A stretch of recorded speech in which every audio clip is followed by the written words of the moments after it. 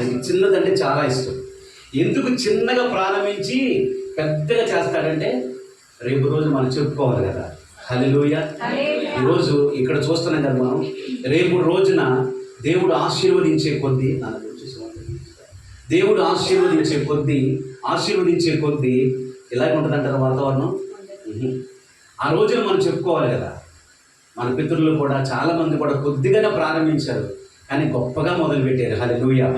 అబ్రహాము ఒక్కడే బయటకు వచ్చాడు. ఎలా వెళ్ళారు? మళ్ళా అబ్రహాం ఎలా మార్చబడ్డాడు? అనేక జనములకి తండ్రిగా మార్చబడ్డాడు. హల్లెలూయా. ఈ దైవజనుల జీవితంలో దేవుడు అదే చేయబోతున్నాడు. హల్లెలూయా. అయితే నేను మాట్లాడుతున్నప్పుడు, నేను వాక్యం వెతుకుతున్నప్పుడు దేవుడు నాతో మాట్లాడిన మాటలు ఈరోజు మీతో నేను పంచుకోవాలనుకుంటున్నాను. ఎంతమంది రెడీగా ఉన్నారు? ఇది దైవజనులకి, అలాగే మనందరం కూడా. హల్లెలూయా. చూడండి, ఒకసారి చూడండి. ఇది నేనేం చెప్పాను? ఈ సంఘం ఏ సంఘం? ఇది జీవము కలిగిన సంఘము. అంటే జీవము కలిగిన సంఘం అంటే అర్థం ఏంటి చెప్పండి ఒకసారి. జీవము కలిగిన సంఘం అంటే అర్థం ఏంటి చెప్పండి. ఇక్కడ ఏముంది చెప్పండి? ఏముంది? ఇక్కడ జీవం ఉంది కాబట్టి జీవము కలిగిన సంఘం అన్నాం. హల్లెలూయా. ఇంకోటి ఏమన్నాడు తెలుసా? ఇది ఒక మహారాజు పట్టణం అన్నాడు నాతో. హల్లెలూయా. ఇంకేమన్నాడు తెలుసా? ఇది ఒక మహిమ కలిగిన సంఘం అన్నాడు దేవుడు నాతో. హల్లెలూయా. నిజంగా నేను ఈ మాటలు దేవుడు నాతో మాట్లాడుతున్నప్పుడు నేను కూడా షాక్ అయ్యా. ప్రభు నాతో కూడా ఎప్పుడు మాట్లాడేది ఎట్లా అనిపించింది నాకు. నేను కూడా పరిచయం చేస్తున్నా కదా, నా గురించి కూడా ఎప్పుడు మాట్లాడలేదు ప్రభు అన్నా నేను. నాకన్నా దేవుడు నాకు ఆయన ఏమన్నాడు తెలుసా? నా కుమారుడు నేను ఏర్పాటు చేసుకుని వస్తాను అన్నాడు. హల్లెలూయా. నన్ను కూడా ఏర్పాటు చేసుకున్నాడు. ఆయన కూడా పెండుమరై ఉన్నప్పుడు అందుకని నా పాట నాకు గుర్తొచ్చి పాడాడు. మనకు తెలియదు ఆయన పుట్టక, ఆయన తర్వాత బ్రతికిన జీవితం అంతా చూసుకుంటే ఇది చెప్పుకోవడానికి ఏం లేదు. కానీ చూడండి, దేవుడు ఒక వ్యక్తిని పట్టుకున్నప్పుడు, ఒక వ్యక్తిని కోరుకున్నప్పుడు దేవుడు ఆ వ్యక్తి ఎంత గొప్పగా మహిమపరుస్తాడో. హల్లెలూయా. అయితే ఈరోజు ఈ యొక్క స్థలము దేని కొరకు? ఒకటి ప్రార్థన గోపురం. ఏంటిది? ప్రార్థన గోపురం. 2 ఆరాధన స్థలం. ఈ 2 కోణాల్లో దేవుడు ఈ స్థలాన్ని అభిషేకించి ఉన్నాడు. హల్లెలూయా. మీరు ఎంతమంది నమ్ముతున్నారు? ఇక్కడ ఈ స్థలం గురించి ఏముంటుంది తెలుసా? అభిషేకం. ఏంటది? అభిషేకం. పరిశుద్ధాత్ముడు ఉంటాడు, దేవదూతలు ఉంటారు ఇక్కడ. హల్లెలూయా. ఎట్లా కాస్తారంటే రేగిం పగలు స్థలంలో ఉంటారు. హల్లెలూయా. దైవజనుడు ఇక్కడ నుండి బయటికి వెళ్ళినా ఈ స్థలం అంతా కూడా ఆయన కనుదృష్టి ఉంటుందంట. హల్లెలూయా. దైవజనులకు బైబిల్లో ఒక మాట చూపించారు. సొలొమోను అలాగే చక్కని మందిరం కట్టుకున్నప్పుడు సొలొమోను ఏం ప్రార్థన చేశాడు? ప్రభువా, ఈ స్థలమందు నీ కనుదృష్టి ఉంచును దాకా. హల్లెలూయా. ఇప్పుడు ఈ రాత్రి నుంచి ఇక మీదట ఈ స్థలంలో అదే జరగబోతుంది. హల్లెలూయా. ఒకసారి తీండి, కీర్తన గ్రంథం తీండి ఒకసారి. కీర్తనకారుడు ఒక మాట మాట్లాడతాడు. కోరాహు కుమారులు మాట్లాడుకున్న మాటలు, వాళ్ళు కూడా ఏ ఎన్నిక లేనటువంటి జనాంగం. కోరాహు కుమారులు ఆ దేవుని యొక్క భయంకరమైన ఉగ్రతకు లోనైన తర్వాత వారు దేవుని దగ్గరకు వచ్చి దేవునితో మాట్లాడుతున్నప్పుడు పరిశుద్ధాత్ముడు రాబోయే కాలంలో వారి జీవితంలో చూపించినటువంటి ఒక సన్నివేశాన్ని మీకు చూపించాలనుకుంటున్నా.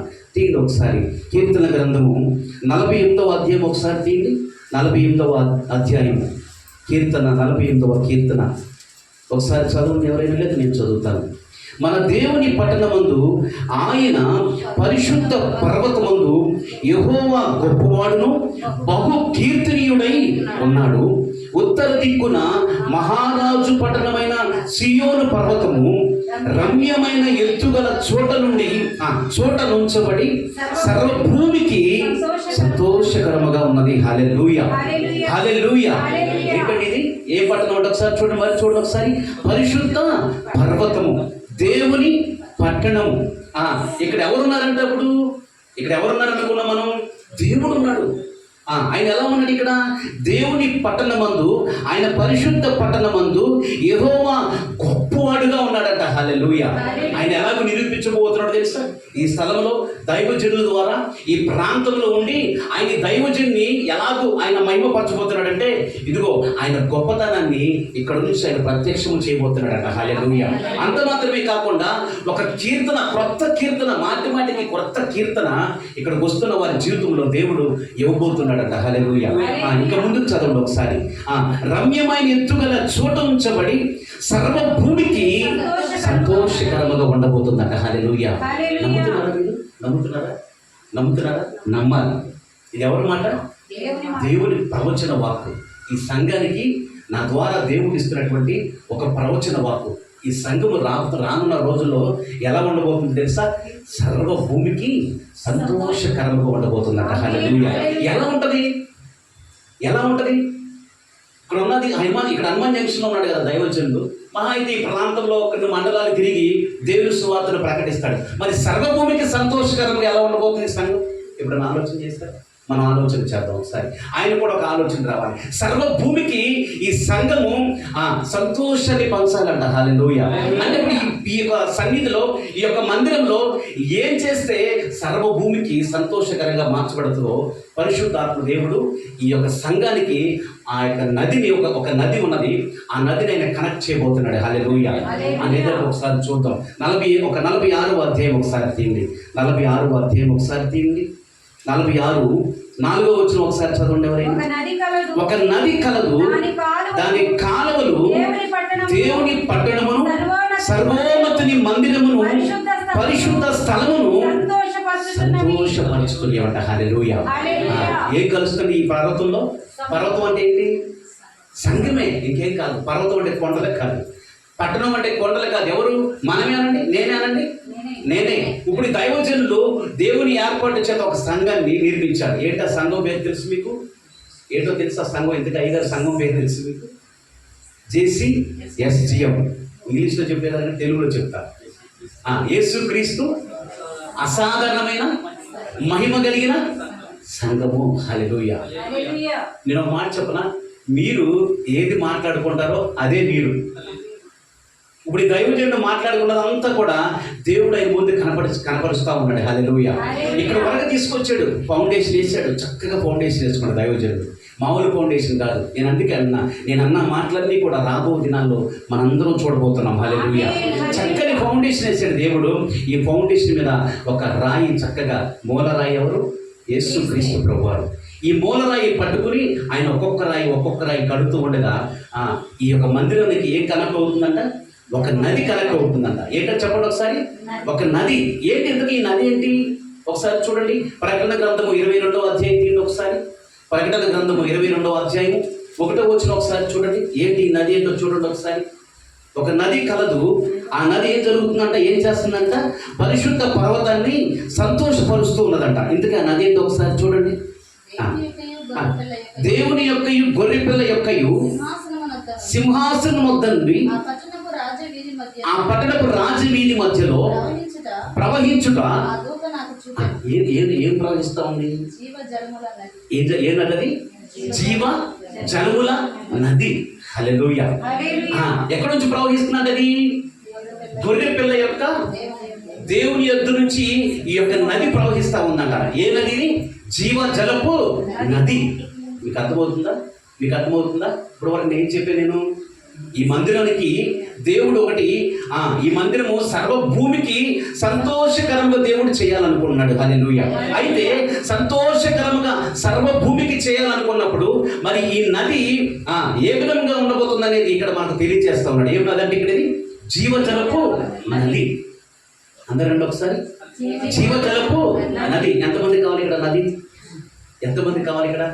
ఆ నది మీలోకి వస్తే ఏం జరుగుతుందో మీరే తర్వాత పెట్టాలి. హల్లెలూయా. జీవజలపు నది కలదు. చదువు. ఆ దూత నాకు చూపెను. ఆ నది యొక్క ఈవల ఆవలను జీవవృక్షము ఉండెను. అది నెలకు ఫలించుచు 12 కాపులు కాయును. ఆ వృక్షం యొక్క ఆకులు జనములను స్వస్థపరచుటకును వినియోగించదరు. ఇక మీదట శాపగ్రస్తం అనేది ఏది కూడా ఎక్కడ ఉండదంటే? దానిలో ఉండదు. దేనిలో? ఎక్కడైతే నది ప్రవహిస్తా ఉన్నదో, ఎక్కడైతే జీవ జలపు నది ప్రవహిస్తా ఉన్నదో అక్కడ ఏముండదంట, శాపం అనే మాట వినపడకూడదు. ఇది దేవుడు దైవజనునికి ఇచ్చినటువంటి దర్శనం. హల్లెలూయా. మీకు అర్థమవుతుందా? దేవుడు ఎందుకు ఈ లొకేషన్లో ఈ మాట మాట్లాడుతున్నాడు తెలుసా?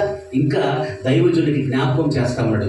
న్యూ బిగినింగ్లో, కొత్త ఆరంభంలో దేవుడు ఇంకా ఎలా ఇన్వాల్వ్ అవబోతున్నాడంటే, ఒక జీవ జలపు నది ఈ యొక్క స్థలంలోకి, లేదంటే ఈ దైవజనులు ఎక్కడైతే పరిచయం చేస్తా ఉన్నాడో ఆ ప్రాంతం అంతటి మీద కూడా ఈ జీవ జలపు నది వచ్చి అక్కడ ఏం చేస్తుందంట, స్వస్థత ఇస్తుందంట. హల్లెలూయా. ఇంకేం చేస్తుంది, శాపగ్రస్తం అనే మాట వినబడకుండా చేస్తుందంట. హల్లెలూయా. ఇంకా అలాగే కొనసాగి చూస్తే ఒకసారి చూడండి, ప్రకటన గ్రంథం 21వ వచనంలో ఒకసారి చూడండి. ఇంక ఎంత విధంగా ఈ నది మరి దైవజనులకు రానున్న రోజుల్లో సహాయం చేయబోతున్నదో పరిశుద్ధాత్మ దేవుడు నాతో మాట్లాడినప్పుడు నేను చెప్పాలనుకుంటున్నాను. ఒకసారి చూడండి, 21వ వచనం చూడండి ఒకసారి.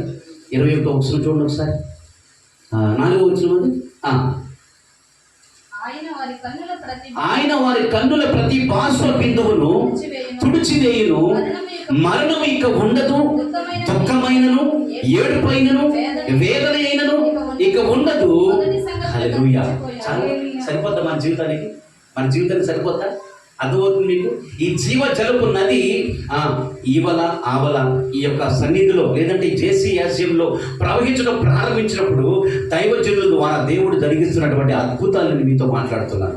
ఏం జరుగుతుందంట, శాపం అనే మాట ఇక్కడికి వస్తున్న వారు ఎవరు కూడా రుచి చూడకూడదంట. హల్లెలూయా.